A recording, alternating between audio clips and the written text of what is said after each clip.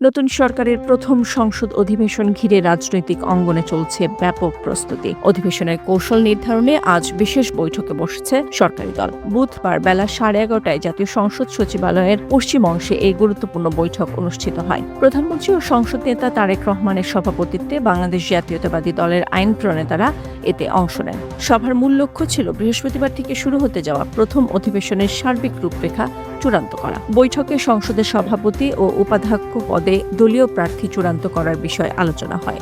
গুঞ্জন রয়েছে উপাধ্যক্ষের পদটি বিরোধী দল জামায়াতে ইসলামীকে ছেড়ে দেওয়া হতে পারে।